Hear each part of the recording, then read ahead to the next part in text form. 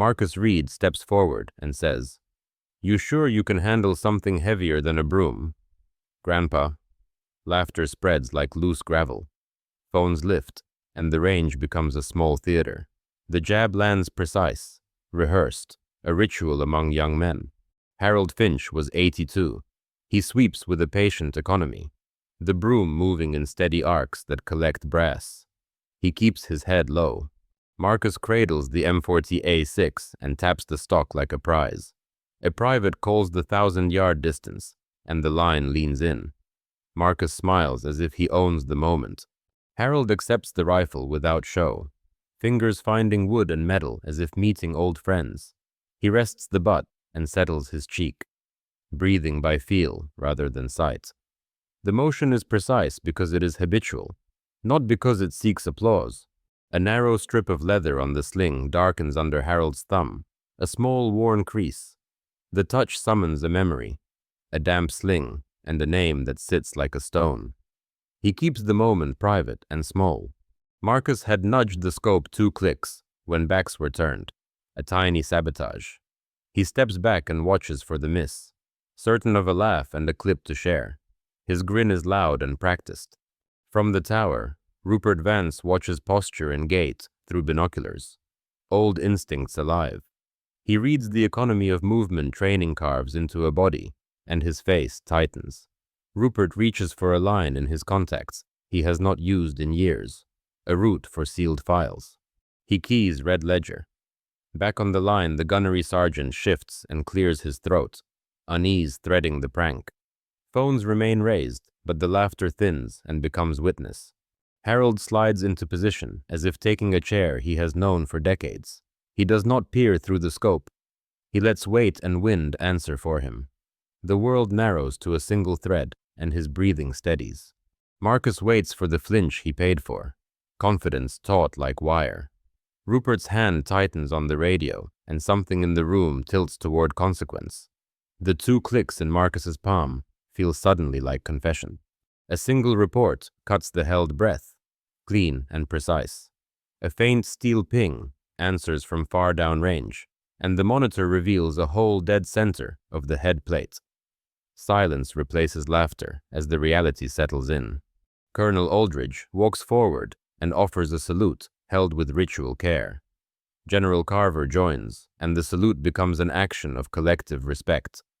Marcus hears the weight of his mistake before words are spoken.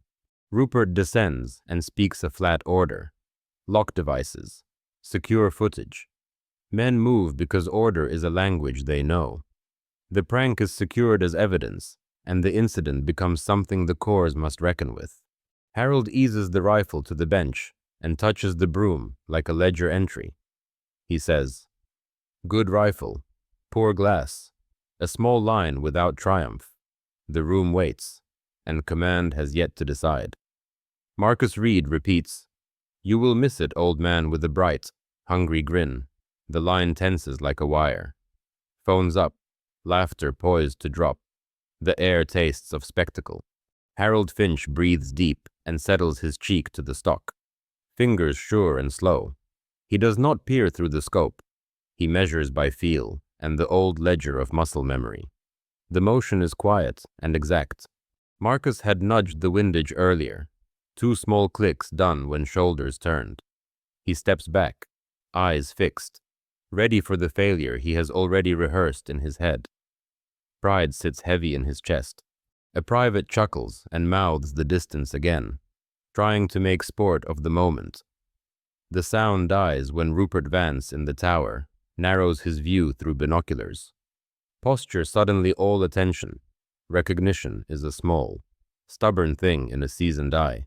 Rupert reaches for a radio line he has not used in years, fingers finding memory as quickly as muscle.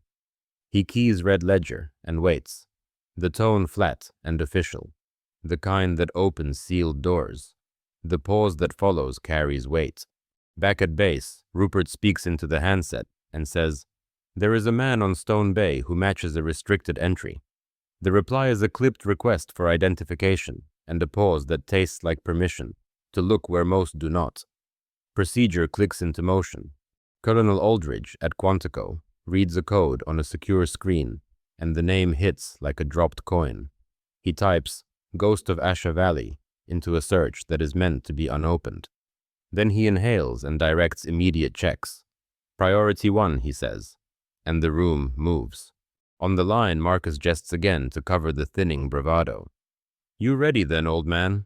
The laugh this time is brittle. Fewer hands in the air, the crowd shifting from audience to witness. Phones lower as attention recalibrates. A keyboard clicks in a secure office. A pane slides, and a file header glows with a title that is both reverent and terrible. Colonel Aldridge's face tightens in a way that says history has found the present. He orders footage secured and confirmation sent to base command. Rupert keys another priority and says, Get General Carver on a direct line. Use Broken Arrow if necessary. Those words move like a bell through command channels, and men at remote posts stand from chairs and check lists as if ritual were a manual of consequence. A distant rumble becomes nearer, the sound of vehicles answering orders and moving to position. On the range, boots shift, and Marcus feels certainty slip. The 2 clicks in the scope now a leaden thing in his palm. Harold counts elements in silence. Wind and weight catalogued in a ledger that no one sees. He rests his thumb on the worn leather of the sling, and the touch is private. A small memory that steadies him without show. Rupert watches the line below and does not speak, because some confirmations demand more than a shout. The question crystallizes at the edge of every face. Who is this man, and what buried stories ride with him? Phones go quiet. Cameras collect like shells in a pile, and the range holds a new kind of stillness. Vehicles close the distance. Men straighten their stances. The next move is not performance, it is consequence, and the range waits to see which will arrive first. Engines roll to the edge, and a rotor thuds low, urgent and close. Black SUVs cut across the car park, and men in crisp covers step out with the gate of command. Authority arrives like a change of key. Colonel Aldridge walks the line with General Carver at his shoulder, rank speaking before words. Orders are brief and sharp, not for show. The room recalibrates from prank to inspection. Marcus Reed feels the floor tip beneath his boots. His grin brittle now. He glances toward Rupert Vance and finds a man who has already moved from recognition to action. The small confidence in Marcus deflates. Harold Finch breathes steady and closes his hand on the rifle as if locking into a routine. He does the old counts that make a life of shots into habit. Muscle and memory eclipse the need for spectacle. Marcus realizes the 2 clicks have been overtaken by events, and the sabotage sits like a stone in his palm. He swallows, and the room tightens around that small thing. The expectation of humiliation curdles into the risk of shame. Rupert descends the tower and stands a few paces away. His voice is even. Lock phones and secure footage. Men move because procedure is a language they answer to. Harold feeds the round home and checks the balance with hands that know recoil. He does not touch the scope. He listens to the range in a way older than metrics. A report cracks, flat and exact, the echo folding over concrete and into the long distance. A metal ping answers and the monitor shows a hole, dead center in the 1,000-yard plate. The sound is small, the consequence enormous. Silence falls like a dropped salute, so complete it registers. Colonel Aldridge steps forward and gives a salute that feels like correction and respect. Men who had laughed stand rigid, words failing. Marcus's face drains, and he looks at his fingers as if they betrayed him. Rupert's jaw sets, and he exchanges a look with the sergeant major. The kind of look that converts shock into orders. The 2 clicks become evidence, not mischief. Harold eases his cheek from the stock and breathes out. Plain and without triumph. He says Goodwood, poor glass, and the sentence lands without boast. The remark rearranges the room. Colonel Aldridge issues commands. Catalog footage and escort the platoon to my office at 0600. The language is procedural, but the meaning is discipline and consequence. The platoon moves because their lapse became a lesson. Rupert steps closer to Harold and does not speak history. He nods, and the nod carries recognition. The old man returns a sober nod, as if past and present met briefly. Respect passes quietly. Marcus is led away with his head low, the weight of a joke turned heavy. He looks once at Harold, and there is no malice, only raw humility. The firing line holds a new order. Vehicles restart. Men check lists and call. The incident will become a file and then a module, taught to those who follow. The range keeps a hush. New attendance. Colonel Aldridge did not seek spectacle. He sought order, consequence. He held the line with a voice that brooked no argument, and his instruction landed like a gavel. The platoon watched. Small. Colonel Aldridge says, "You will not be discharged. You will be remustered under supervision." The words rearranged expectation. Punishment folded into instruction. Rupert Vance outlined the program with precise brevity. Chores mapped to learning, and learning mapped to service. The platoon would clean memorials, serve at the Veterans Club, and sit in silence while men with weathered hands told stories. Each task was designed to strip swagger and replace it with attention. Footage was archived and reclassified. Phones handed in and inventory taken. Because humiliation recorded becomes teaching when reframed properly. Colonel Aldridge directed that the clip be turned into a training module about respect and duty. The intent was surgical, institutional, inevitable. The first day at the memorial felt like a shifting of gears, men moving stiffly as they learned small, humbling labor. Marcus carried a broom with the awkwardness of a man learning a new language. Each sweep felt like an admission. An old veteran named Tom Barrett told a short, plain story about a spotter who traded his cigarettes for a leather sling, and how that sling saved a life in a foxhole. The anecdote landed like a stone in the platoon's middle, unadorned and exact. Faces changed subtly, some paling, others quieting with new attention. Rupert brought Harold Finch to speak, not as entertainment, but as curriculum. Harold sat at the edge of the hall and swept, while men talked, his presence a living dossier. He did not grandstand, he only allowed history to be close enough to touch. There was a session where men were told to listen until the end of a story, without interruption. An exercise that felt simple, then like discipline. Marcus found his fingers itching to interject, to prove, to reclaim pride. But he held his silence. The restraint began to do its work. In weeks that followed, the tasks multiplied, until humility became habit, not performance. The platoon painted memorial plaques, polished brass, and placed wreaths with hands that learned steadiness rather than swagger. Small acts accrued into change. Quiet moments stitched a new posture into the unit. Marcus began to volunteer for the harder chores. Not for show, but because he wanted to understand. He sat in the front row when veterans spoke and let their words sit in him. The arc of shame bent toward comprehension. Little by little, habit replaced reflex. Harold and Marcus crossed paths outside the hall one evening. Harold sorting brass into tins, Marcus placing them gently beside him. Marcus says, "Thank you," in a voice that had some apology folded into it. Harold nodded and says, "Keep your fire, son. Learn where to point it." And the line closed softly. Rupert watched these shifts and marked progress in reports, not stories. Colonel Aldridge approved the training module and sent directives to make it standard for NCOs. The lesson had moved from spectacle to institution, and the corps would carry it forward. Marcus Reed returns alone, 2 paper cups cupped careful in his hands. He walks slow, bare of kit, the gait of a man without a show to keep.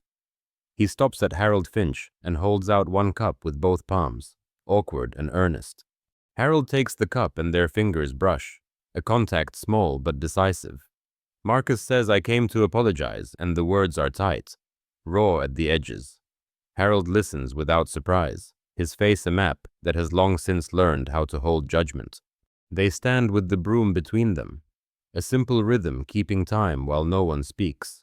Marcus says, "I thought it was a laugh, but it became cruel, and I am sorry." Voice thin. Harold nods once, not a lecture, only a line that moves the shape of the man. Harold says, "Keep your fire. Learn where to aim it," and the sentence closes like a hinge. The advice is not moralizing. It is technical and final, the sort of counsel that changes hands and posture.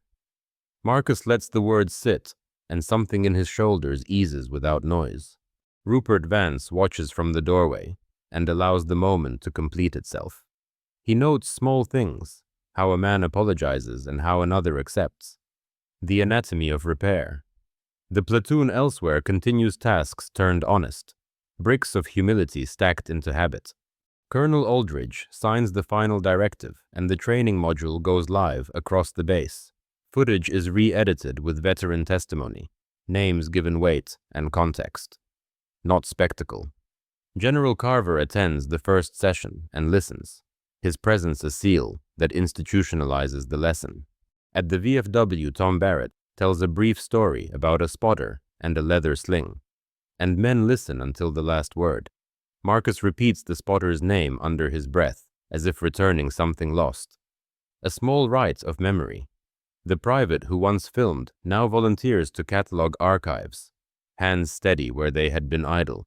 Weeks assemble into quiet progress, chores done with exactness rather than resentment. Marcus helps a recruit with grip and stance, patient and precise, a tutor who learned humility by labor. Harold nods from the edge of the firing line, and his presence becomes part of the lesson plan rather than its spectacle. Late one morning, the two men share a short walk from range to gate, cups finished and empty. Marcus says, "Thank you," his voice honest and small, and Harold replies, "Good on you, son," the words warm and simple. They part with no grand gesture, only the comfortable silence of two men who have settled an old measure. The module becomes part of the NCO syllabus, and the clip is shown in classrooms, not bars. Reports describe changed conduct, and commanders log fewer disciplinary repeats. The data steady and practical.